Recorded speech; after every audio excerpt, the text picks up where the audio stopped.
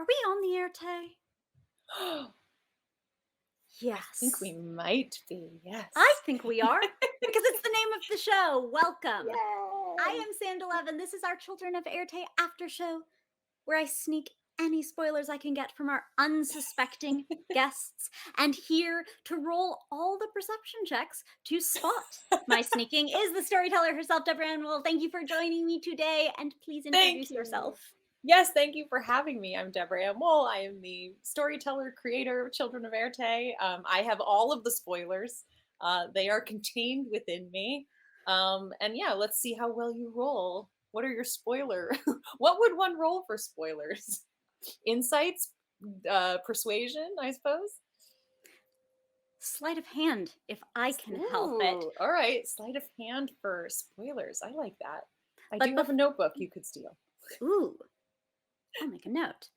But before I can plan my heist, the statue of Steve compels me to mention our sponsors. Idle Yes. Champions of the Forgotten Realms. We are giving away 2 codes, and you can type code in chat for a free Electrum test in game. Die Hard Dice, purveyors of clicky, clacky math rocks to determine whether that sleight of hand was a success. Use code AIRTE at checkout for a 10% discount. We will be doing a giveaway in chat during the stream, and Sirenscape, because epic games and epic heists require epic music.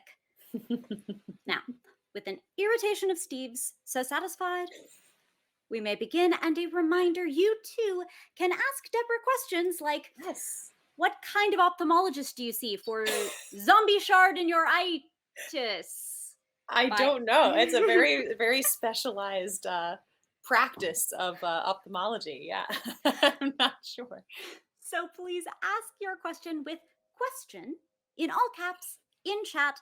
But unfortunately, I think you will all find I've stolen the first questions for myself, and I plan to use it only for mischief. So we just had a Halloween. How was yours, by the way? Oh, it was lovely. Thank you. Yeah, did a lot of really cute little Halloweeny things around LA. If you're in the Los Angeles area, I recommend the Heritage Preservation. I'm gonna forget the full name of it, but in South Pasadena, they moved in these beautiful old Victorian buildings, and they do a bunch of different events and things like that. But for Halloween, they like dress them up so they look like haunted houses. They have people dressed up like scary, costumes and trick or treating, and they've got food trucks. It's so much fun. So I really recommend that place if you can figure out what it is by the little bit that I remember. Something Preservation Heritage Square, something like that. This is what search engines give us. This is their Exactly. true magic. So I know we also had a little bit of spoopy in some of the episodes this past month. Was that something you had planned, or were you like, we're in October, let us celebrate the season? I mean, neither. I I am learning. This is the first time I'm running like a full scale campaign for a stream weekly kind of thing. So I'm used to either at home letting it be pretty lackadaisical or doing one shots where you're like moving your team along. So this is an interesting like balance. And so I mean, frankly, the last number of months I thought were going to be like 6 to 8 weeks. And so this all was supposed to happen quite a bit earlier than this. But I haven't minded because I've been busy, so it's good for me to sort of stretch it. That ends up working out nicely as well.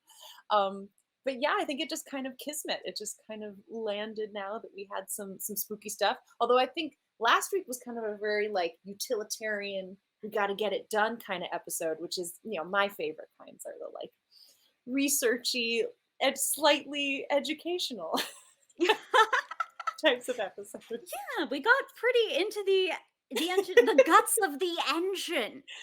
Like, literally, yes, literally the guts of the engine. I think, we spoke last time, and I'm sure I mentioned my love of the Nancy Drew, her interactive computer games. And, part of what I love about those games is they're puzzle games, they're mystery games, they're, put together materials and MacGyver thing games, but they're also, you learn a little something. Each game is sort of focused around an idea or a place or a person. and you learn about that, and you walk away kind of going like, oh, I feel like a low level, expert in this field. Yeah, the nice little like intro course to Yeah, it, the first little focus yeah. dive. With some, and I'm a detail oriented person. I get so excited by details. It's one of the things I talk about why I think I'm a good actor and I'm not that drawn to directing, because big picture kind of doesn't interest me. But I go like, oh, wait a minute. Yeah.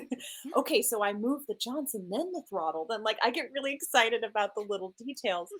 So an episode like that, like last week for me, is very exciting because I get to like nerd out on train details. Did any of the players get supplementary materials in preparation for working with any of that, or are they all just No, they're all just figuring it out. They're rolling, rolling well. And again, as we've spoken, my sort of rule of thumb with things in D&D is that there should be multiple ways to get the information. So if you fail one check and you don't get very much, there's another way to figure it out. And a lot of times, at the end of the day, there will always be a handout or a piece of paper a book that you can eventually find, that will give you the information, the knowledge that you need. and in that case, of course, they had the book. Yeah, and so right, exactly. So like Maeve, ended up spending most of that episode just studying so that when we take the train on the tracks in the next couple of episodes, she's ready to go. And when I talked to Jen, we talked about how she built Maeve to be a person who was excited about engaging with puzzles and Yes, details and research because she really enjoys puzzles and right. details and research. And She and I are a good fit, I feel, like yeah, GM player how has wise, it yeah. been having a player who's that puzzle oriented when that is also very much your thing? I mean, one, it's fantastic. Two, I really like Jen as a puzzler because she's good at engaging everyone else, even if she's the one who ultimately knows how to do the puzzle and is going to jump in and do it. She'll explain it, she'll apply it, she'll sort of, it doesn't suddenly feel like, all right, everybody wait, I have to do this thing. We can kind of keep going, and she can throw things in, and so I think that's it's a good lesson on how, if you are a good puzzler in a D&D game, how to sort of keep everyone engaged in the puzzle, while you solve it.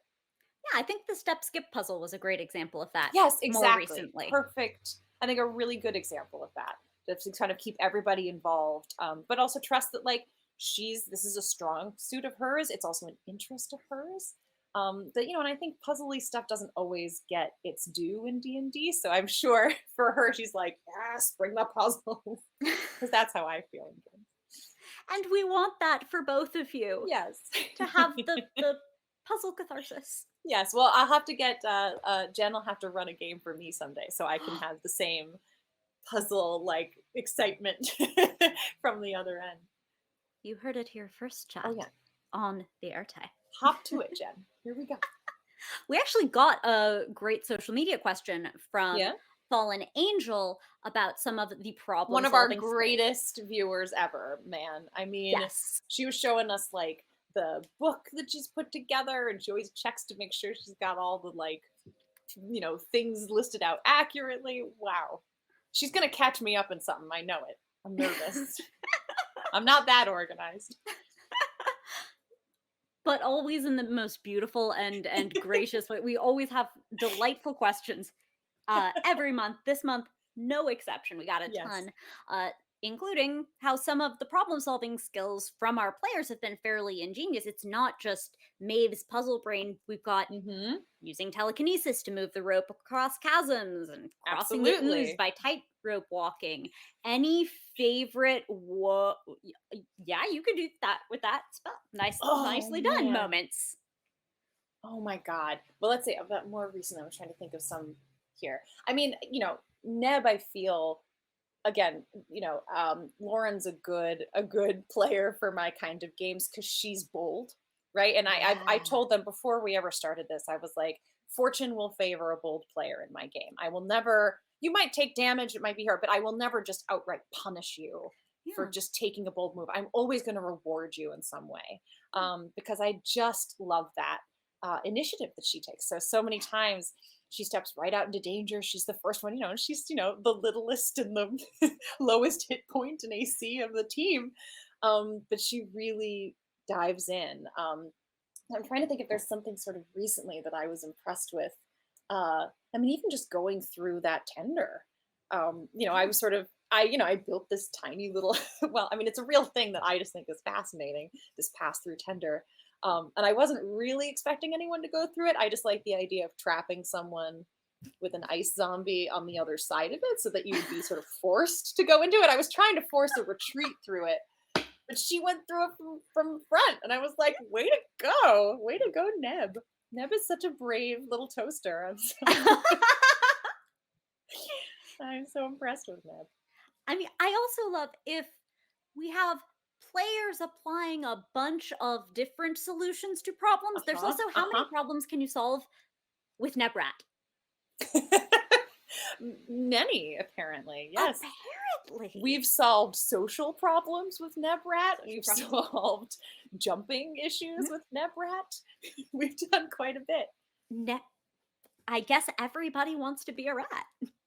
I mean, we have decided after this game, rats are the new,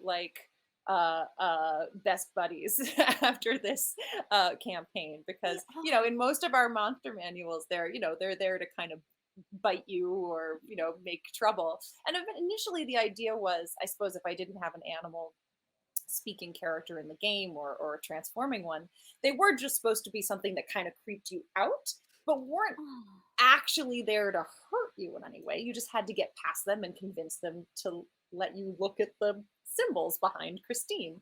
But I think in a way, having someone that could interpret what was really going on there led so much just sweetness in a way. And you created rat culture. Yeah. I was like, I want the creepiness of a sea of rats and this very large rat giving birth to little rats, and I was like, that's a fun, scary image, right? But when Neb started asking them about it, I was like, okay, I guess it's a party that's celebrating rats. And it's ended up going, it ended up kind of building itself in a lot of ways, which again is such a great D&D lesson that you build something from one point of inspiration and then just let it be whatever it is in that moment, because it's always better. Rat party theme rats is probably up there with Perblums on my favorite Children of Éarte memes. Oh, Perblums is just, that will stick with me forever. I want an album cover with Perblums. I want a shirt with Perblums. Okay, there's not that much room on that glass shard. Okay, so no vowels. Perblums. In this economy, who could buy a vowel? Not me. And certainly not our party. They might have some gold now, but yeah, they might have some gold. Through cyanide and happiness, it appears. We also have some questions coming in from chat. Actually, one of them from Marcus Riedner is about the trains. So I'm going to ask because it's a train detail. Is the train a 2-4-4 or a 4-4-4 or some other style? I'm assuming that is not musical notation because who's shown me, but so someone's shown me up. I'm not entirely sure what they mean by that. This was entirely researched train information to get myself up to speed. And it's definitely, I think, as I've said in a number of my tweets, don't at me. This is game train stuff. So yeah, if they want to clarify what they know, I'd love to hear what their thoughts, what that means, and maybe I'll know the answer if it's clarified. The train rabbit hole goes astonishingly deep. It really does. I've found there's a whole community of people who, obviously can't afford large trains, and they wouldn't be able to run them anywhere, but they make mall train sized trains, but they're ones you can sit on. Yeah, and they look really real and professional, and they've got all the little gadgets. Anyway, so that's a lot of what I've been looking at, because they do really good, clear tutorials on how to like prep the train, start the train, drive the train, all of that. And they are, for all intents and purposes, essentially the same mechanics as the bigger ones. They're just not as heavy and dirty and, you know, require as much power. But yeah, I watched this guy with an honest to God little steam engine, you know, that he just sat with his, you know, straddled and rode around this track. And I was like, wow, this is an incredible little, you know, pocket of YouTube that I'm I'm learning. I want your YouTube algorithm. You're doing something right, and I need to get onto it. Well, you search steam engines, you'll get there. There you go. Yeah, no, Yeah. I was How about to start a steam engine. So, do you generally have that kind of like depth first search on as you're approaching all of this detail oriented research for stuff that isn't necessarily your personal area of expertise, but that you're going to Yes. bring in detail into your game? Yeah, well, because like I said, I like to learn. I'm a big nerd for learning. You know, and I sort of assume that a lot of people who play D&D are probably not that different from me in that arena and would maybe also like to learn. So I want to include those things in the games when I have that opportunities to do it. And again, I want them to be, what's a good way to say this? Like engaging and authentic without necessarily having to be like strict realism. You know, like I'm sure I'm getting tons of things wrong, but the basic science of it, the basic how to, you know, don't do it at home. But for game purposes, I like the idea that you could leave a Children of Éarte episode being like, oh, like I generally maybe knew how steam engines worked, but I, you know, now I understand a lot more about how these are all connected. And you know, it's, you know, a fun little story for a dinner party kind of thing. So yeah, so I'm seeing, so the question asker says that it's the white notation and it has to do with the small wheel to big wheel ratio. So I don't know the answer to that question. You know, it is a vintage old engine. A lot of the pictures and the diagrams and things that I took reference from and inspiration from are like early 20th century locomotives. So I don't know if that would do things. I watched the what's the called famous the Scotsman, the Flying Scotsman. I watched a lot of videos and a lot of stuff about the Flying Scotsman. So I'm not sure what the small wheel to big wheel ratio is on the Flying Scotsman, but that's probably along the lines of what this stream is. I have to imagine you also have more detail where you expect player focus. Yes. Yes, and essentially too, because I'm gamifying, so you know, especially with the last episode, I went, okay, I need them to do something, right? Like part of what I'm doing here, because you could absolutely run this adventure and say, you know, roll a history check or an intelligence check. Great, you know how to run the steam engine. It takes 4 hours. Now you're on your way, right? You could 100% yeah. fast track it. I enjoy the idea of kind of giving everyone a task so that everyone feels necessary to, you know, so that once the train starts going, everyone's like, oh, it couldn't have happened without me contributing. So I sort of took the general jobs that have to be done and tried to split them into 4. So, you know, we saw it was the stoker, the oilers, the greasers, the driver, and then the maintenance. And so, you know, I think what it good is it gave people some agency. They could choose which, you know, character they thought best suited those jobs. We could have some drama. We could wound some people, which is always my favorite thing to do. Some really, when you've got magical healing, at least let me wound you in, you know, dramatic and gory ways. You succeeded. The Fairuza was. Oh, I do love it. It is really fun. I mean, again, like that's why I kind of say like that's a win. I think again, rather than just saying you take this much bludgeoning damage, like there's fun for Alicia and for Fairuza and for the audience in the like the pain and the grossness and the blood and the, you know, like leaning into that storytelling of it makes what is a failed role, I think, a win in the story because it becomes this exciting thing that happened and we'll always remember rather than a darn it, I lost that much hit points kind of thing.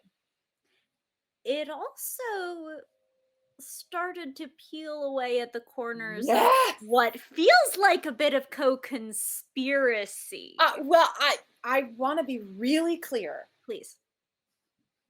That is all Alicia. Okay, so we had, we had the moment she failed that saving throw. Yeah. I sent her an email that was just like general inspiration. Here's the only like little mechanical thing. Play this how as you desire to. And I didn't want to give too much away to her either because she's not entirely aware of what's going on. Alicia ran with that, brought in those quotes, brought in the like trancing in and out. I was like, run, run, my child, like, please keep going. And I told her as soon as we got off, I was like, that is perfection. I could not have written it or asked for it any better. And what'll be great is that now that's given me so many great ideas and so much inspiration about what to sort of how to surprise her with what all of that is and what that means. So again, this is such a beautiful collaborative art form, this game. And if I had been too didactic about what that little piece of shard on her eye was going to mean, we wouldn't have gotten that. And it's just a gem of storytelling. That is, and that makes it even more fascinating than I. Okay, Full credit. Are there other emails going out to players? How far did the conspiracies go? Okay, so not super far. I want them to like I get excited about delighting them. Yeah. Like I selfishly want to surprise them so I can see their face go, like that's part of the fun for me. So rather than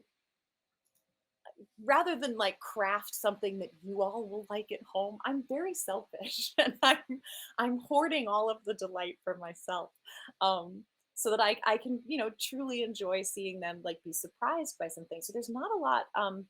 The only thing that I think people at home are starting to catch on and have some guesses. So the characters have chosen ancestries and classes, but because we started as humans who are not necessarily raised in this world of magic and things like that, we had talked about a backstory that sort of said, maybe things just happen around you. Maybe you're the kind of person that just like can always find things, or you're the kind of person that just kind of always knows what someone needs to hear in a down moment. Like there are people in our actual lives that have that kind of magic, right?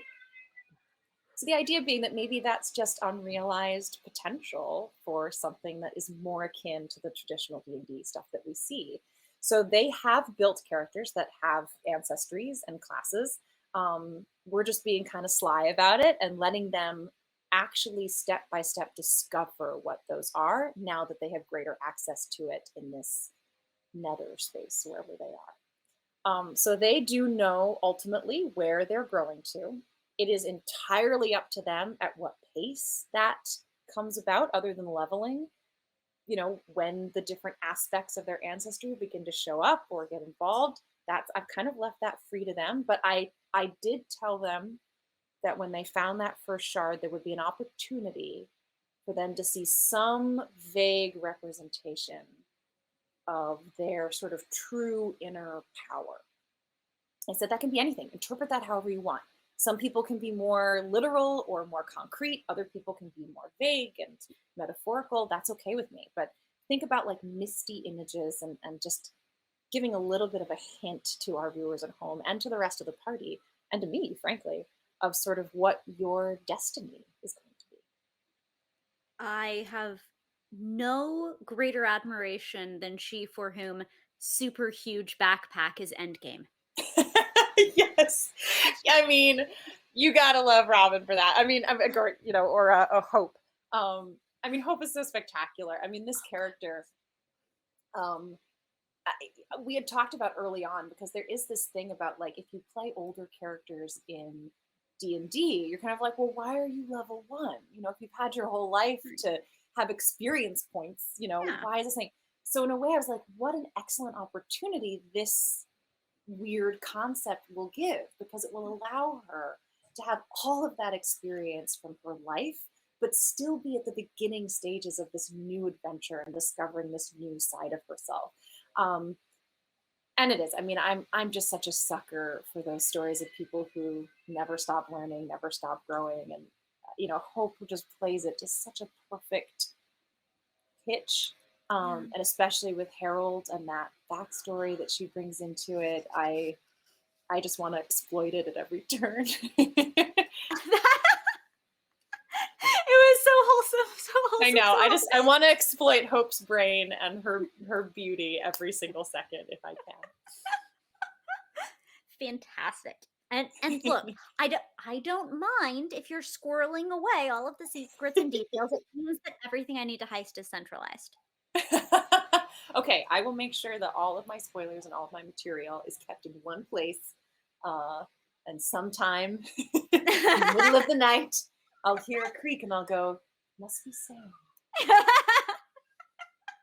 Good. Always please be paranoid of me. I shall. Yes, this is great. We're gonna kick a question in from Demiplane RPG themselves. Yay! Have you taken any inspiration from past characters that you've played for NPCs so far in this campaign? If so, which ones? Please say Nicholas. Okay, so please say Nicholas. Nicholas. No, that was a so we were gonna have to start talking, and I was like, oh my goodness, wait, what is a rat? I don't have an idea for a rat voice at the moment. And I had been rewatching New Girl, and there's an episode when Megan Fox is in the basement, and she says, "Hello, Nicholas," speaking to Nick. In a little voice, and I was like, that's what's in my head right now. So this will be Nicholas the rat, and he will have a lisp, and the voice of the rat was born. So that's entirely stolen, and then grown from.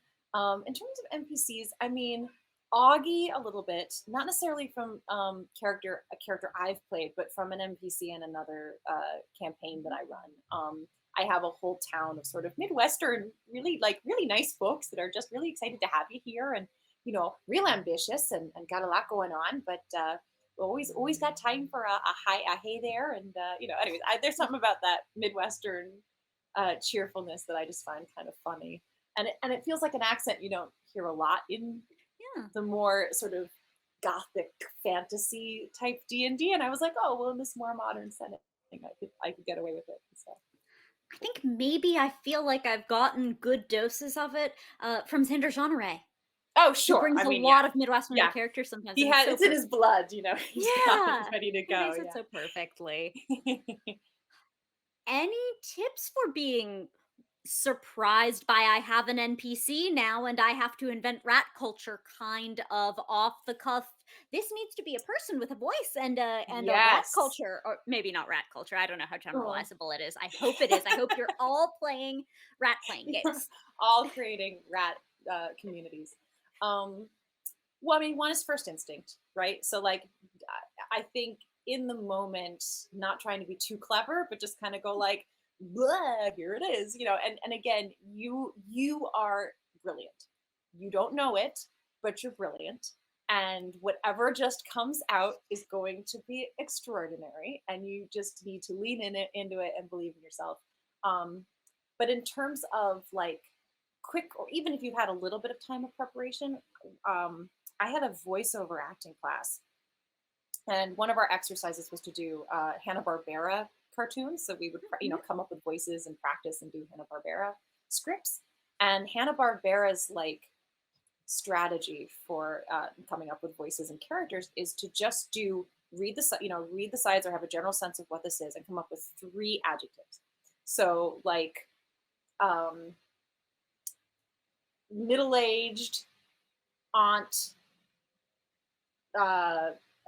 kisser, and suddenly you go, okay, middle-aged aunt who kisses. Hello there, my lovely darlings. Like you just a 3 adjective thing will really kind of like, it just kicks you in real clear. Grumpy teenager, with acne, and like you just immediately get a picture in your head, and you go, okay, fine, whatever I want, like whatever it is. you just kind of let your instinct first go and let it be archetypal, rather than stereotypical. Stereotypical, go with archetypal. And yeah, I think usually you can do no wrong. And even if it's bad or silly, you will laugh, and everyone will remember that NPC forever, and never ever want them to die or retire. And you will be doing that voice that you are so embarrassed of for the rest of your life. Hey, doing a voice you're embarrassed of is the best way to develop into a great voice. It's also the win, right? Like anything that your players want you to continue doing is a win. Getting engagement Yeah. and exploiting it, I guess. Yes. Oh yeah. Exploit that engagement. Absolutely. Are there any characters down the rail line that you're looking forward to our party meeting? We're like, I'm not like the train isn't started, but like we're out of the mine. We're out of the mine. We are in the daylight. So we might see the next part of like you've sort of outlined this whole structure of Yes. what we have like almost half a face. Yes. of So I'm a big believer in that actually. I'm a believer in giving your players that structure. It gives you something to look forward to. And it gives them something to muse about, which means they will half write it for you. So as they're thinking about what's it going to be and what about this and what of that, they're going to give you ideas that you either know, okay, great, I'm going to use that because it's brilliant and that person will feel really smart, or oh, they think that's what that's going to be. What if I did the opposite and now they're really going to be surprised? Like so. And I've already figured out generally what all of these things are, but those details can really be inspired by your players so that this game is tailored to their interests and their strengths and their imaginations. So in terms of upcoming NPCs, without spoiling anything, yes, there are NPCs I'm looking forward to. That's about all I'm going to say. I'll get more for you after the heist chat. I promise. What about learning experiences? Have you done some pre-research that you're psyched for? Is everything are we just going to go from like cyanide and like gold pan? Do we get an education at every stop as well? A little bit. Some are going to be a little lighter on that than others, I think. But a little bit, right? Like some of that is just fun for me, and it's inspiring, right? So it's always easier to kind of, for me at least, to take something that exists or has a foundation and then springboard off of that and create something, out of that. So if I'm doing a haunted house, I'll look up Victorian mansion floor plans, right? And that's just gets you the start. And you can start to go, okay, ooh, there's a conservatory, cool, animated plants, like it starts to kind of give you your ideas that way. So, same thing when I was like, oh, a mine, great. Well, let me do some research. And now I get, my 2 different shafts and the elevator and the way it's actually structured and the stope of gold and the way that things move. And, all of that starts to get filled in and informed by reality. And then I get to take it that like 3 or 4 steps further into fantasy or adventure. So yes, every stop along the way will likely have some of that kind of research behind it. As Silas said, there was meant to be whale watching coming up, so there may be there may be some information about whales and Whale actually brought to you by Whale Deborah Ann Woll. actually. So yeah, it's there's definitely some cool educational stuff that I'm looking forward to, whether you are or not. As I said, I'm a very selfish DM. This is all about me and what I want to research. But you also have a really cool seat in the house because you drive a lot, but as you've been alluding to throughout this episode, not all of the story. There are all the campfire scenes. There are significant bathing experiences. Well, even like, we had that one week where Alicia couldn't make it and it was kind of last minute. And it was like, well, what are we going to do? And I said, well, let's do this descent, which again, you could go snap your fingers, roll a die, you're down at the bottom, this is how it went, you take this much damage. But I went, let's actually like let's have the darkness and the isolation of this be a moment for each of you to share something about who you are, your character. And for me, it just allows me to, again, get a greater sense of who they're playing and what's inspiring for them, how I can delight them down the line. And I said, tell your story, but I may jump in there with details and let's like co-create and co-collaborate. And I won't do anything that will subvert what you're trying to say, but hopefully tie it in a little bit to the story that I know is kind of, bubbling underneath all of this. And so that was really fun. It almost felt like I was the player in that, in that section there. All right. Well, then are there storylines or relationships that you're not a part of that you're watching play out Oh yeah. that you're enjoying? Any questions that only they can answer? Oh yeah. Hugely things like that. Um, I mean, their backstory and what makes them special and who these people are in their lives is entirely up to them. Um, What do you not you know, know that you want to know? And does it involve katanas? Because I have a lot of questions about about katanas. katanas. Um, they've shared with me their kind of initial outlines and thoughts and the stories that they had written. I think I'm specifically maybe interested about Maeve and Will and Mhm. what this relationship was, what her hopes are for them, because Maeve as a character is so guarded that, Yeah. throughout the story, everyone else has been pretty open, even if it's just a piece here and there about what these relationships are and what they mean to them. But Maeve, appropriately to her characters, a kind of closed book. So I was very excited for that crawl down the down the Yeah. chasm, crawl down the crevasse with Maeve to get a little more insight into what Jen's thinking is with that relationship, because it will play into potentially how she reacts to certain events down the line. Hi, Steven. No, I think we got that scene alone was like 60% of all known Maeve facts. I We got know, I such a good know. picture of her We and a bunch did. of details that on the one hand we didn't know before, but on the other hand felt Hmm. so consistent that I was like, Hmm. wait, Hmm. let me go check my notes. Am I sure I didn't know this already? They just Right. flow Well, very naturally. I think we stumbled upon potentially a good GM tip, which is like come up with a moment of silence and alone time for your characters where they have to tell a story from their past that relates to this moment. You'll learn so much.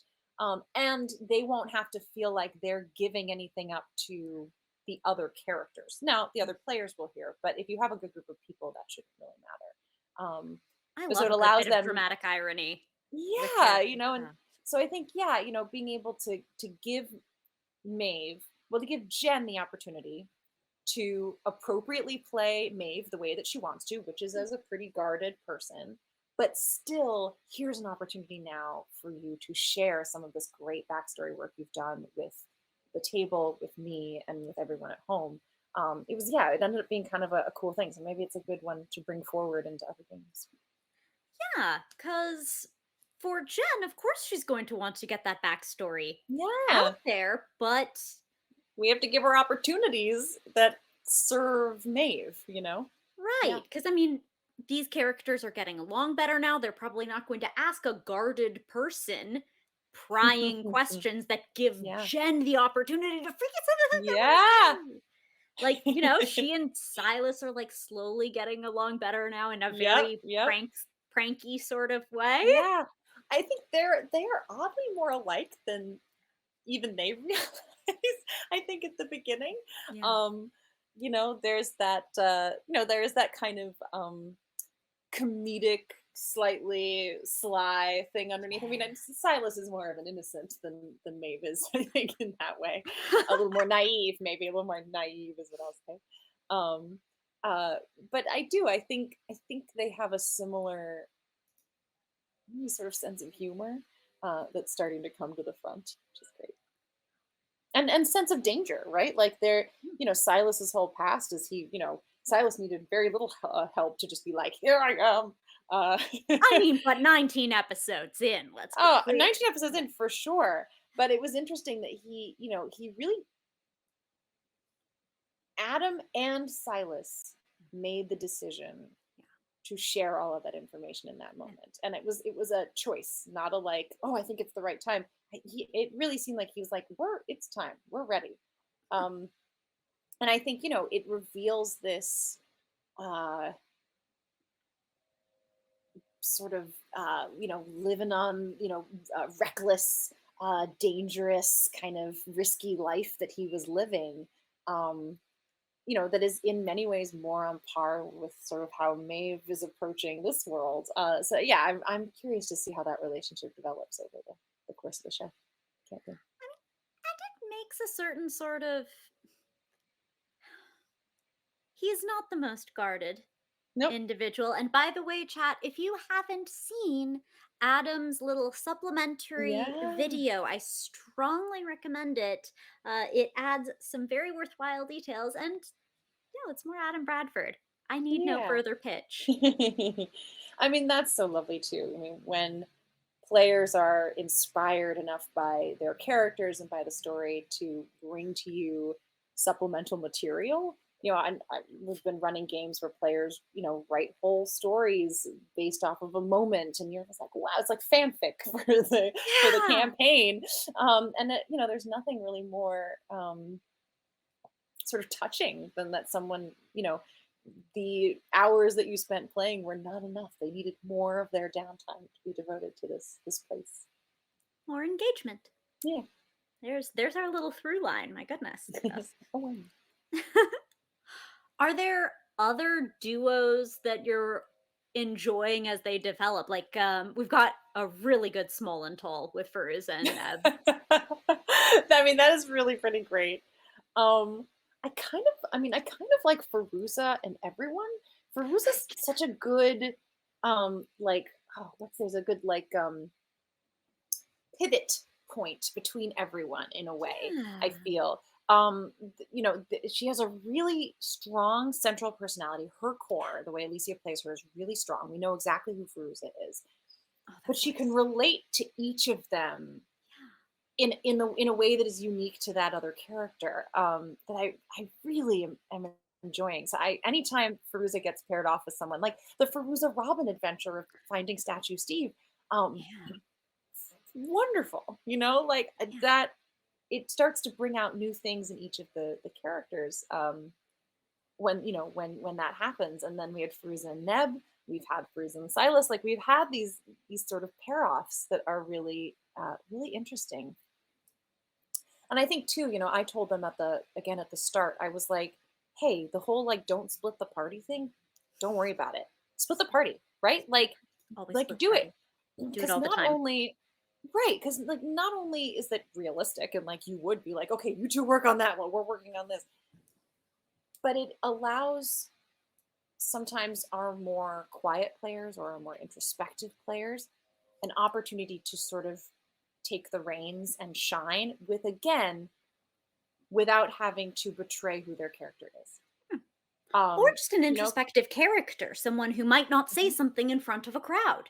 Absolutely. So that, someone who is more introspective, in the group with a sort of more boisterous character like Silas, Silas is true to his character, always going to kind of take the lead, right? Hmm. And that means that the others, aren't necessarily in that position. But when you split the party and we can do this, cinematic cut to, dual storyline, it allows the more introspective players to remain, or characters to remain true to their character, but also take that leading position. So I have never seen splitting the party be a bad thing. I have only ever seen it be so much fun. It is. I agree completely. On the Éarte heartily endorses splitting the party. Split the Get party.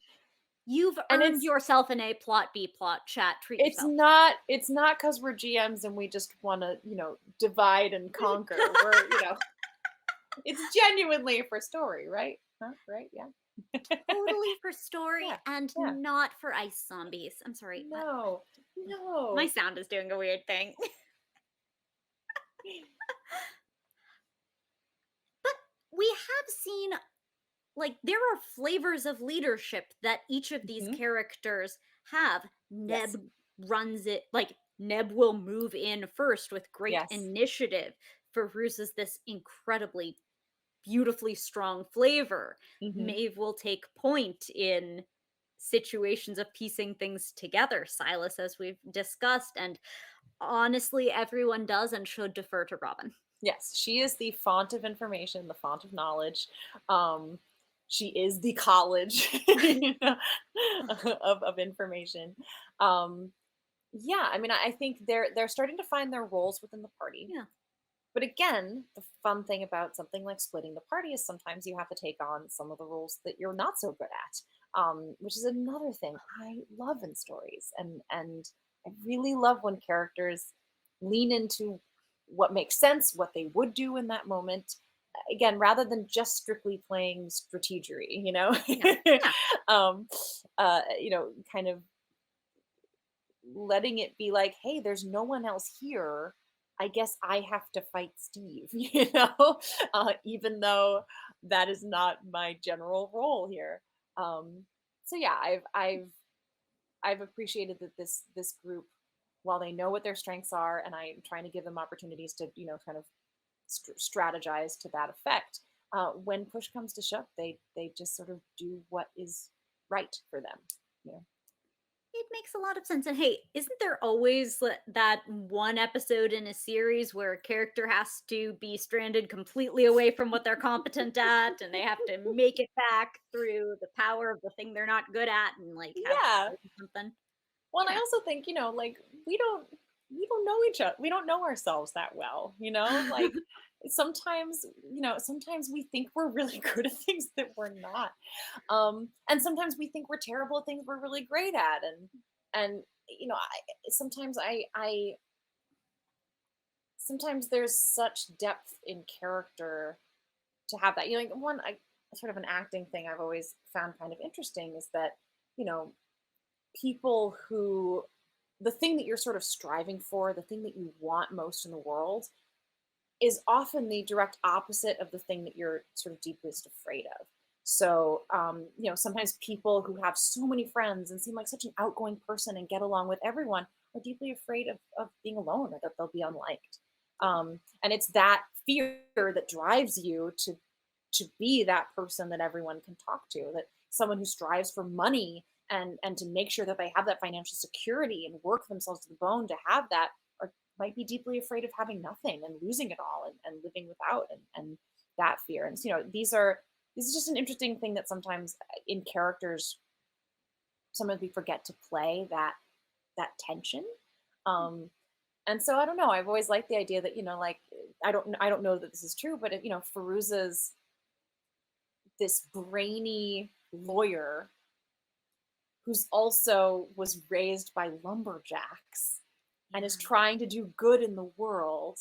I don't know. And there's something about, like, if you were raised by lumberjacks, did somebody maybe tell you, oh, you're just a dumb, rural kid with an axe, right? And so instead you were like, screw you, I'm going to Harvard, you Yeah. know? So, like, I love that tension in her character, that she has this natural gift of strength and power and self-righteous rage and justice that she's channeled into this brainy pursuit, that feels contradictory but is actually supportive.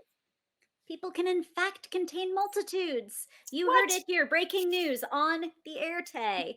I mean, and we've sort of heard her allude to it with her strength as well. That, like, I Yeah. think she mentioned once, like, really sucking in gym class kind of Yeah. feeling, and how she is in terms of her body and what strength has and hasn't been. And, like, Yeah. growing physical strength has been clearly an experience for her, which is such a cool.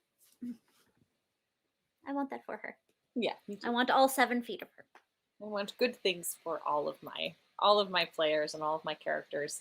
As torturing them is merely the vehicle It's all by for, which I get to see them flourish, you know. So it's for their own good. They'll thank us someday. Don't yes. worry. Okay, well, we've been talking so much about how much we love them. Little Squeaky asks, how worried are you about a character death? We're out of the super ultra squishy phase. Right. They're Right. not level ones Right. anymore, but these things do happen. Well, and of course, you know, the mine, which I thought was like, oh, you know, in and out, had like rats. And I mean, it did have some scary, creepy crawler guys. But you know, I am balancing these encounters. You know, as they are growing with their powers, they may also, you know, they did go on that side quest with something very out of their league, um, which will of course return at some point. So you know, it is certainly possible with this group of characters. It is possible now. We've talked a little bit about what that means on a stream.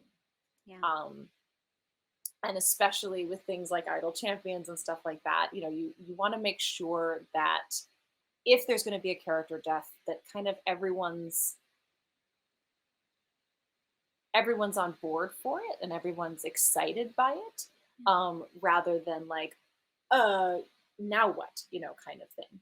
um so the players and I have gone through and talked about a lot of different kind of options and things like that, that, you know, maybe we talk about some like critical injury stuff, that if you really can't in your heart part with this person in this moment, maybe we talk about something else that we do, right? Could we take a big slash to one of your abilities, you know, based on the trauma or you know, either physical or emotional or mental that happened to this?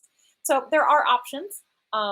And I want to make sure that this has plenty of consequence, but also um, a lot of, you know, this is still, as far as I'm concerned, I'm running this game for this group of 5 players, and I want them ultimately to feel like they have the greatest adventure in this world that they could have, and that involves giving them some agency and collaboration. This is a collaborative story, so I'm gonna try and take them down as best I can, but in ways that are meaningful and that help tell the story that they want to tell. Right. I mean, I like to think that there can be plenty of challenge and Mhm. obstacle and consequence in all our lives without, danger of death. I managed to experience challenge and character growth as a person all the time There without you death go, being on the line. without almost dying. There you go.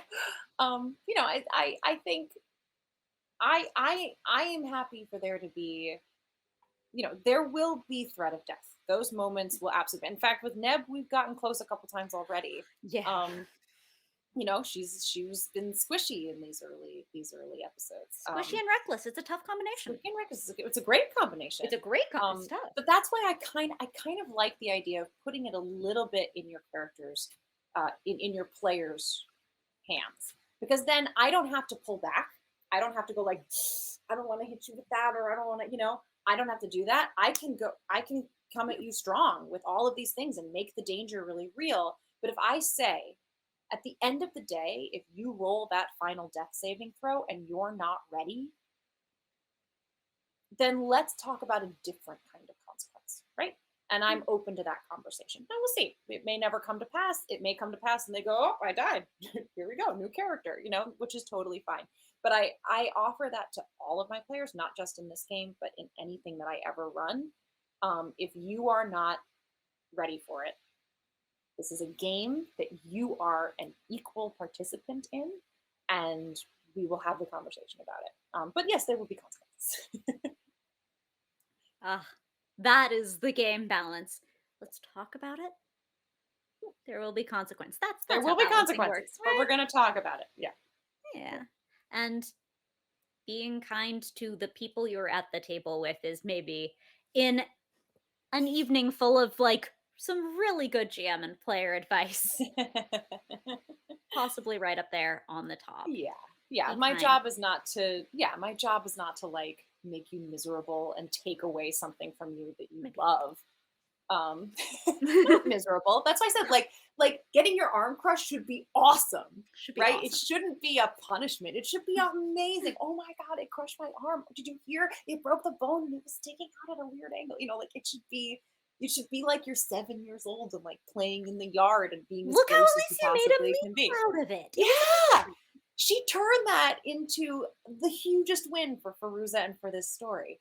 amazing. So yeah, so again, consequences are great, right? They're the flavor and tension of this story. But a consequence doesn't absolutely have to be death. If you are, again, if that's going to make this game and the story worse for you, why do it? I'm not here to make you unhappy. I'm here to make you have joy. Well, you've certainly made me have joy for this past hour. It's been delightful talking to you. I hope, chat, you have delighted equally and look forward to the terrifying consequences and exploitations that Oh, Deborah promises to bring right after we get this train started. But that's going to do it for us. So please don't forget to yes. tune in to Children of Éarte for further training. Same Yeah. time next week. Thank you again so much, Deborah. Please don't throw too Thank you for many having me, consequences Sam. at your players. And only the good one, the appropriate fun consequences. As long as make they're a little bit gross, I'm always happy. A little gory, a little gross. It's my favorite. and with that, Happy we're going Halloween. off the air.